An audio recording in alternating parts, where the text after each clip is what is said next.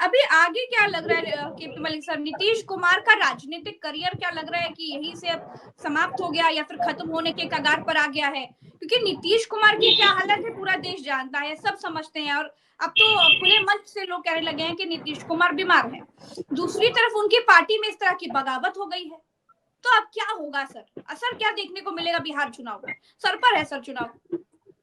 देखिए प्रज्ञा, अगर आप देखें नीतीश कुमार को मैं महाराष्ट्र का शिंदे की स्थिति में देखता हूँ, जबकि शिंदे तो कहीं मजबूत आज जी भी हैं तो और फिर भी काफी मजबूत है जी। बहुत मजबूत हैं, लेकिन ये उसी स्थिति में आज हैं, ये चाह के भी कुछ नहीं कर पाएंगे। और मुझे लग रहा है कि अब इनका ये अंतिम समय चल रहा है, राजनीति के अंतिम पड़ाव पे हैं और ये विधानसभा के चुनाव के बाद राजनीति में सक्रिय होंगे, मुझे इस पे भी थोड़ा संशय है। लेकिन मैं बिहार की दूसरी तस्वीर देखता हूँ। मुझे लगता है हाँ कि भारतीय जनता पार्टी जिस प्रकार से साम दाम दंड भेद करती है और भारतीय जनता पार्टी ने नारा दे दिया है करो या मरो का, तो भारतीय जनता पार्टी किसी भी कीमत पर बिहार में चुनाव कराने की कोशिश करेगी। और वहां पे बड़े दल के रूप में और भारतीय जनता पार्टी के विरोधी दल के रूप में जो बड़ा दल उभर के मुझे आता हुआ दिखता है वो तेजस्वी यादव का दल है। और कांग्रेस की मजबूरी होगी उसको बिना शर्त उसको समर्थन देना, उसके साथ उसके सहयोग बना के चुनाव उसके साथ लड़ना। अगर कांग्रेस ने गलती कर दी अलग लड़ने की तो उससे नुकसान तेजस्वी यादव को जरूर होगा, लेकिन नुकसान बहुत बड़ा कांग्रेस का भी होगा। उसका उदाहरण आपके सामने दिल्ली का उदाहरण है। दिल्ली में अगर कांग्रेस अलग से नहीं लड़ती तो आज दिल्ली में केजरीवाल की सरकार होती। लेकिन कांग्रेस अपना अस्तित्व खड़ा करने के लिए, अपना कैडर खड़ा करने के लिए इस तरह की रणनीति करती है कि वो चुनाव लड़ती है अलग से जाके।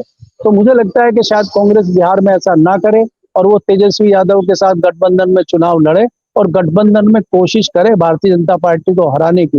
लेकिन भारतीय जनता पार्टी की जिस तरह की रणनीति है, जिस तरह की साम दाम दंड भेद की रणनीति है, उसमें भारतीय जनता पार्टी बहुत एग्रेसिव होकर अभी से लगी हुई है, जबकि बाकी दल अभी बहुत दूर है तैयारी से।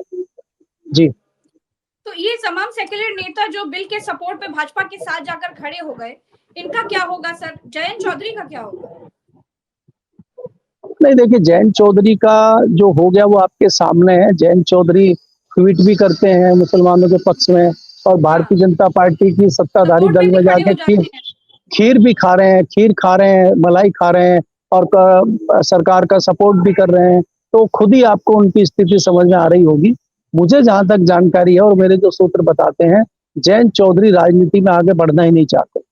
जयंत चौधरी का हाँ कहना यह है कि अभी मेरी राज्यसभा चल रही है और हाँ। जैसे ही मेरी राज्यसभा का कार्यकाल पूरा होगा, मेरी पार्टी भारतीय जनता पार्टी के साथ विलय करेगी और विलय करने के बाद भारतीय जनता पार्टी मेरी राज्यसभा रिपीट कर देगी, तो मेरे 5-6 साल और सुरक्षित हो जाएंगे। इससे ज्यादा मुझे राजनीति में आगे चलना ही नहीं है। हमारे सूत्र तो इस तरह की खबरें दे रहे हैं, तो ये मान के चल रहे हैं कि आरएलडी का वजूद बहुत दिन तक वेस्टर्न यूपी में चलेगा। मुझे इस पर भी संशय है, क्योंकि अगर आप देखेंगे भारतीय जनता पार्टी और समाजवादी पार्टी, जो आज समाजवादी पार्टी मुख्य विपक्षी दल है, अगर आप वेस्टर्न यूपी में आकलन करेंगे और देखेंगे जिस प्रकार से शामली, मुजफ्फरनगर और मेरठ पे बड़े कम अंतर से समाजवादी पार्टी हारी है, अगर थोड़ा सा शिद्दत से वो यहाँ काम करेगी तो आने वाले टाइम में भारतीय जनता पार्टी और समाजवादी की टक्कर राष्ट्रीय लोकदल के गढ़ में भी होगी। मेरे पास तो खबरें यहाँ तक भी हैं कि लोकसभा चुनाव में अगर किसी सीरियस कैंडिडेट को समाजवादी पार्टी ने टिकट बागपत से दे दिया होता तो बागपत भी आरएलडी हार सकती थी। लेकिन सीरियस कैंडिडेट को तो टिकट नहीं समाजवादी पार्टी ने दिया, उसका फायदा राष्ट्रीय लोकदल को मिला है। इस तरह की चर्चाएं क्षेत्र में हो रही हैं, बागपत में हो रही है। जी।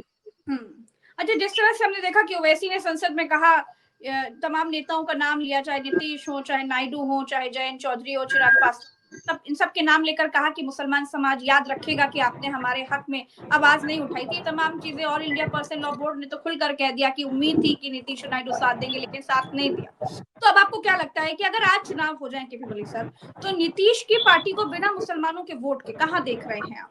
और यही मेरा सवाल नायडू की पार्टी के लिए भी होगा आपसे। देखिए प्रज्ञा, अगर आप देखें नीतीश कुमार की पार्टी हो, चाहे जयंत चौधरी की पार्टी हो, चाहे चिराग पासवान की पार्टी हो, ये मान चुके हैं कि पिछड़ा दलित जो है वो बहुतायत में भारतीय जनता पार्टी के साथ चला गया था। इस इलेक्शन में अगर आप लोकसभा चुनाव के बाद देखें जिस प्रकार से राहुल गांधी सड़कों पर सर उतरे मान हैं, चुके हैं तो छोड़िए, आज की स्थिति में जमीन पर आप इनकी पार्टी वही का हर वही चीज देखें। हाँ। वही मैं बता रहा हूं आपको। जिस प्रकार से कांग्रेस और राहुल गांधी सड़क पर उतरे और उन्होंने संविधान का मुद्दा पहले चलाया, फिर अम्बेडकर पे जिस तरह से अमित शाह ने टिप्पणी की थी, उससे दलित और पिछड़ा कहीं न कहीं कांग्रेस और विपक्षी दल के जो एलाइज हैं उनके साथ जाता हुआ दिख रहा है। तो अगर पिछड़ों के साथ-साथ मुस्लिम भी विपक्ष में जाता है, तो ये भारतीय जनता पार्टी उनके सहयोगी दलों के लिए खतरे की घंटी है। चाहे वो उत्तर प्रदेश हो, चाहे वो बिहार हो, चाहे वो आंध्र प्रदेश हो।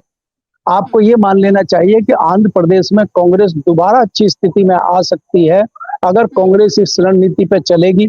वही अम्बेडकर का मुद्दा, वही संविधान का मुद्दा, वही मुस्लिम का मुद्दा अगर कांग्रेस लेके कल को आंध्र प्रदेश में भी चलती है, तो कांग्रेस को वहां पे भी एक बार मुझे लगता है कि सफलता मिल सकती है। और जल्दी ही जैसे बिहार में इलेक्शन होंगे, आप इन सारी चीजों का परिदृश्य पे आपको ये चीजें दिखाई देंगी, जो आज संसद में हो रहा है, जो सड़कों पे हो रहा है, जो आज लोग भूले नहीं है पिछड़े और दलित भी संविधान, और अमित शाह ने जो टिप्पणी अम्बेडकर पे की थी, उसका रिजल्ट भी आपको बिहार में दिखेगा। दूसरा, वो दलितों में था, ये जो आज हो रहा है, इसका इसका नजरिया और इसका असर आपको बिहार में मुस्लिमों में भी दिखाई देगा। जो कस्में खाते थे नीतीश कुमार मुसलमानों का साथ निभाने के लिए, आज वो मजबूर होकर भारतीय जनता पार्टी के साथ खड़े हुए हैं, तो मुस्लिम भी निर्णय लेगा ना उनके खिलाफ जाने का। तो उनके खिलाफ जाने के लिए जगह तेजस्वी यादव के अलावा कौन सी जगह बचती है? तो इससे साफ-साफ जाहिर होता है कि तेजस्वी यादव मजबूर हो रहे हैं, और इसका नुकसान भारतीय जनता पार्टी और नीतीश कुमार दोनों को होगा। तो साफ तस्वीर है इसमें। वक्फ बिल से भाजपा का सबसे बड़ा फायदा क्या है? नहीं, वक्फ बोर्ड से भारतीय जनता पार्टी का अपना कोई फायदा नहीं है। भारतीय जनता पार्टी के जो अपने लोग हैं, वो जानते हैं कि 2-3 इनके खास लोग हैं, वो प्रॉपर्टी उलझाने के लिए, प्रॉपर्टी को हथियाने के लिए उनको कुछ फायदा होगा। भारतीय जनता पार्टी और सरकार को कोई खास फायदा इससे होते हुए मुझे दिखाई नहीं दे रहा है। अगर ये इतना ही अच्छा बिल था, तो सरकार ने इसको पिछले 10 सालों में क्यों नहीं किया? सरकार को 11वें साल में अब क्यों इसकी याद आ रही है? तो कहीं न कहीं इसके पीछे भारतीय जनता पार्टी की रणनीति है कि मुस्लिमों को भ्रमित किया जाए और हिंदुओं का वोट हथियाने की कोशिश की जाए। एक तरफ तो आप मुस्लिमों को कह रहे हैं कि हमारे साथ आइए, आप उनको ईदी बाँट रहे हैं, आप उनको खैरात बाँट रहे हैं, आप उनको तोहफे दे रहे हैं, दूसरी तरफ उनको भड़काने का काम कर रहे हैं, तीसरी तरफ उनके खिलाफ बिल ला रहे हैं। तो आप क्या करना चाह रहे हैं ये? तो ये कन्फ्यूजन की स्थिति क्रिएट करना चाह रहे हैं देश में। इससे कहीं न कहीं मुस्लिम समाज का जो पिछले दर्जे का, निचले दर्जे का, जो लास्ट की लाइन का आदमी है, उसमें कहीं न कहीं घबराहट दिखाई दे रही है, और उसको समझ नहीं आ रहा है ये हो क्या रहा है। जी।